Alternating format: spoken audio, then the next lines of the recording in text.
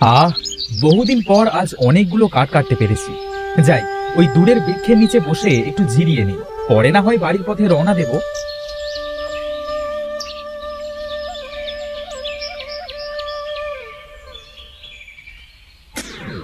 কে গো তুমি? আমার দাড়ি ঘুমিয়ে আছো? কে কে কথা বলছে? এই দিকে চেয়ে দেখো। তবে রে, এক্ষুনি কুড়াল দিয়ে তোর মাথাটা কেটে ফেলবো। এভাবে নিজের মরণ নিজেই ডেকে আনছো? কুড়োল নিচে নামাও কাঠুরিয়া। তাহলে আগে বলো, আমার কোনো ক্ষতি করবে না? আমি কেন তোমার ক্ষতি করব? আমরা তোমাদের মানুষের মতো দুষ্ট না। তোমরা মানুষ জাতি, বিনা কারণে একে অন্যের ক্ষতি করো। আমরা কারণ ছাড়া কারোর গায়ে ফুলের টোকাটাও দেই না। তুমি আমার রাজ্যের দ্বারে ঘুমিয়ে আছো, তাই তোমাকে জানাতে চেয়েছি। কোথায় তোমার রাজ্য?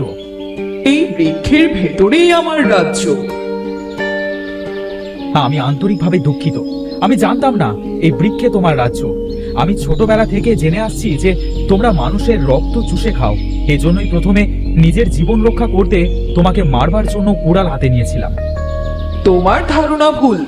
আমরা বিনা অপরাধে কারোর রক্ত চুষে খাই না। যারা দুষ্ট তাদের আমরা শাস্তি দিই।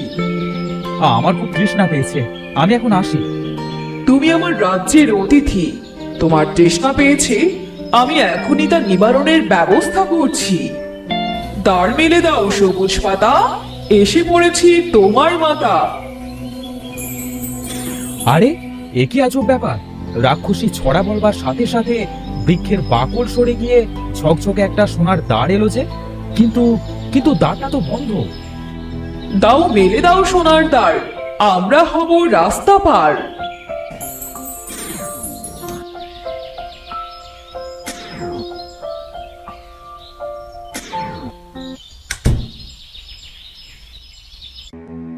এ কি, এ যে সত্যি সত্যি রাক্ষসী রাজ্যে এসে পড়লাম যে। তুমি এখানে এই সোনার বিছানায় বসো, আমি তোমার জন্য পানি নিয়ে আসছি। ঠিক আছে।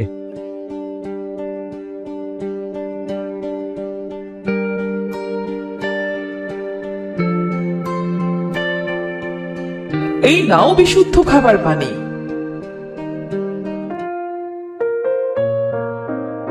পানি তো খাওয়া হলো।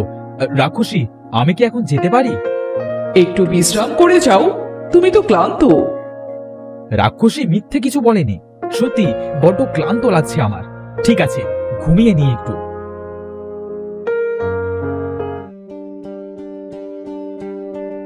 রাক্ষসী, আমি তোমাকে বিয়ে করতে চাই। আমি রাক্ষসী জেনেও তুমি আমাকে বিয়ে করতে চাও?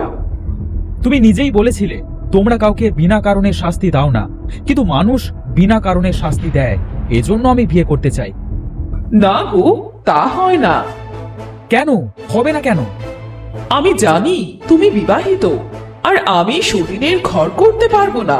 তবে এই রাক্ষসীর কাছ থেকে কেউ কিছু চেয়ে তা পায়নি, এরকমটা কখনোই হয়নি। আমি তোমার সন্তানহীন জীবনের দুঃখ ঘুচিয়ে দিতে চাই। এই নাও, এই 3 ব্যাগকে তুমি তোমার বাড়িতে নিয়ে যাও। সন্তান স্নেহে এদের লালন পালন করো। ব্যাং দেবে আমায় সন্তান সুখ? হ্যাঁ, ভেবে নিও এরা তোমার 3 কন্যা। তুমি যখন বলছো, নিশ্চয়ই এর পেছনে কোনো কারণ লুকিয়ে আছে। তাই 3 ব্যাং কন্যাকে আমি সাদরে গ্রহণ করলাম। আমায় ভরসা করার জন্য ধন্যবাদ তোমায়।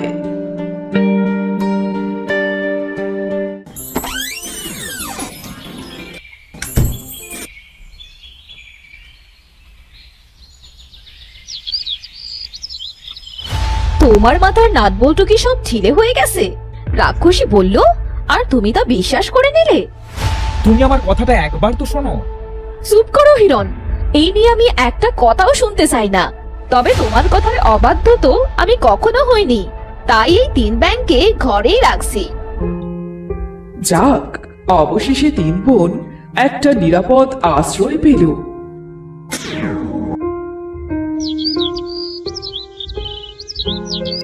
আমরা খাচ্ছি, ওদের দেখছি না যে। দিচ্ছি, ওদেরও খাবার দিচ্ছি। কই গো 3 আজব বোন, আসুন, এসে আহার গ্রহণ করে আমাকে উদ্ধার করুন। ওই তো আমার ব্যাংক কন্যারা আসছে। আহা, ব্যাংক কন্যা, কালে কালে কত কি দেখবো।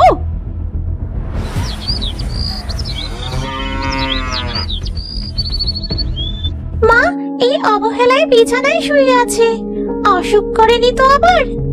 হতে পারে, তুই এখানেই থাক, আমরা দুজন গিয়ে বন থেকে বাবাকে ডেকে নিয়ে আসি। ঠিক আছে, তাড়াতাড়ি ফিরে আয়। কে কে আছে ঘরে? কে কথা বললো এখন?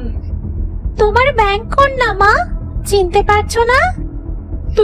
তোরা কথা বলতে পারিস? হ্যাঁ মা, তোমার কষ্ট হচ্ছে, আমাকে বলো।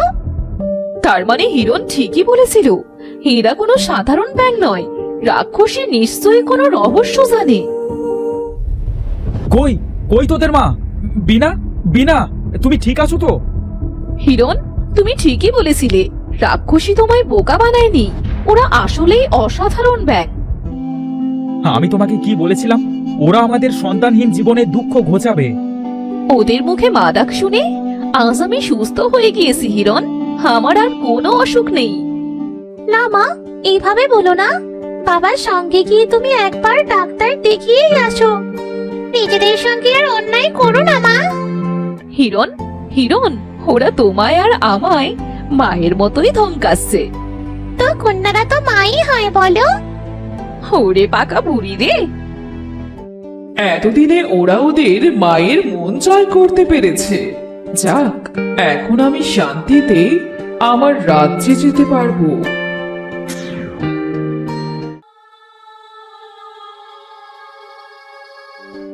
মহারাজ, পুত্ররা এখন বেশ বড় হয়েছে, এবার ওদের বিয়ের বন্দোবস্ত করা দরকার।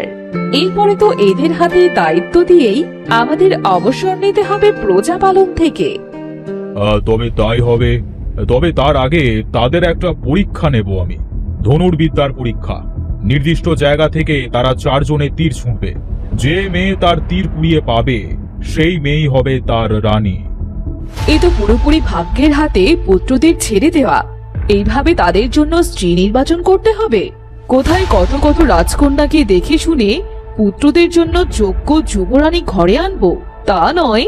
এই কেমন উৎপেতে ব্যাপার। দিদি, মহারাজের মতের সাথে ভিন্নতা পোষণ করো না। উনি যেহেতু সিদ্ধান্ত নিয়েছেন, নিশ্চয়ই ভাবনা চিন্তা করেই নিয়েছেন। ছোট রানী, তুমি তোমার পুত্রদের ভাগ্যের হাতে ছেড়ে দিতেই পারো, কিন্তু আমি তো আর এত বোকা নই। আমাকে আগে জানতেই হবে পুত্র বিক্রম কোন দিকে তীর ছুড়বে। ওদিকেই আমি পছন্দের রাজ্যের সব রাজকন্যাদের দাঁড় করিয়ে রাখবো। তারপর তীর যেদিকেই কুড়িয়ে পাক না, আফসোস থাকবে না। মা মা, আমরা বেরোলাম। কোথায় বেরোচ্ছিস? না খেয়ে একদম বাইরে যেতে পারবি না। তা হয় না মা, বাবাকে ছাড়া খাবো না আমরা, ওনাকে কাছ থেকে নিয়ে এসে তবেই খাবো। ঠিক আছে, সাবধানে যাস।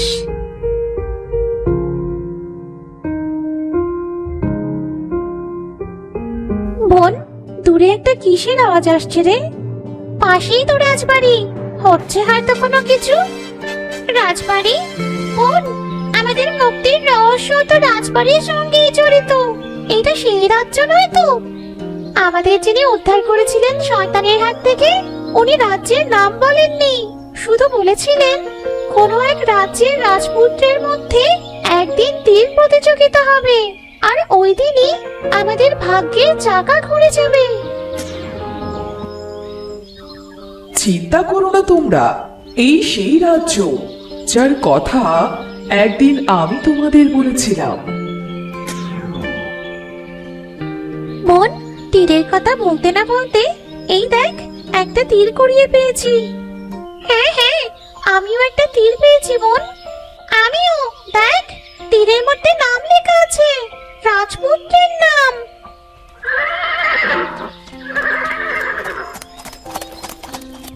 বড় ভাই বিক্রম তো তার তীর সহজেই কুড়িয়ে পেয়েছে, সঙ্গে পেয়েছে এক অপরূপা রাজকন্যাকে।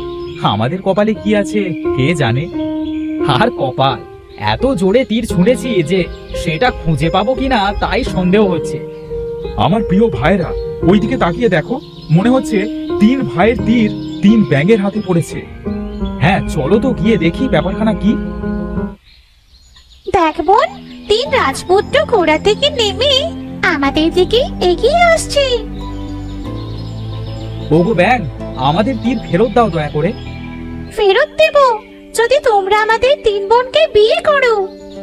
এ কি, এরা তো মানুষের কণ্ঠে কথা বলছে রে ভাই। কিন্তু ওরা যে বিয়ে করতে বলছে তা কি করে সম্ভব? তোমাদের আমরা কেমন করে বিয়ে করব? আমরা যে মানুষ, তোমরা যে ব্যাং। তবে তোমাদের তীর না হয় নাই ফিরে পেলে? না না, তীর যে আমাদের ফিরে পেতেই হবে। তাহলে আমাদের 3 বোনকে তোমাদের 3 ভাইয়ের বিয়ে করতেই হবে। ঠিক আছে, ভাগ্যে যখন আমাদের এটাই আছে তবে তাই হোক। এসো, আমাদের ঝোলার উপরে উঠে বসো, আমরা তোমাদের প্রাসাদে নিয়ে যাই। তোমরা বড় ভালো রাজপুত্র, তোমাদের ভালো হবে, দেখো তোমাদের অনেক ভালো হবে।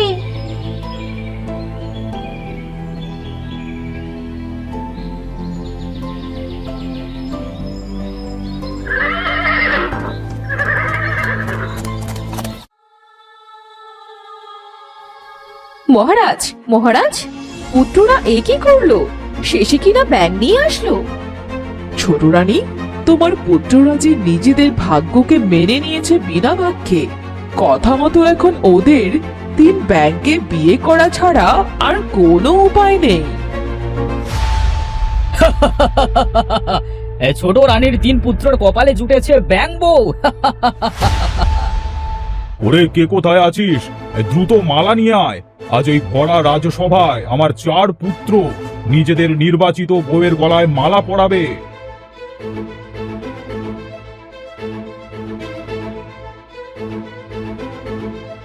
মহারাজ, সুদর্শন রাজপুত্ররা কদাকার ব্যাঙের গলায় মালা দেবে? বিষয়টা আর একটু ভেবে দেখলে হতো না?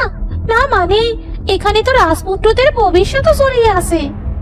না দাসী, কথা যখন দিয়েছি তা রাখতেই হবে আমাকে। নাও নাও, মালা চলে এসেছে। পুত্রগণ, তোমরা এবার তোমাদের সঙ্গিনীদের গলায় মালা পরিয়ে দাও। এ কি মহারাজ, ব্যাং যুবরানীরা কোথায়? এই গলায় মালা পরানোর সঙ্গে সঙ্গে ওরা যে 3 অপরূপা যুবতীতে পরিণত হয়েছে। মহারাজ, এ কি হচ্ছে? আমার রাজপ্রাসাদ যে আলোয় ঝলমল করছে। এই কন্যারা কে? আমরা 3 বোন মহারানী। জাদু সম্রাট ভিক্রোস আমাদের পিতা।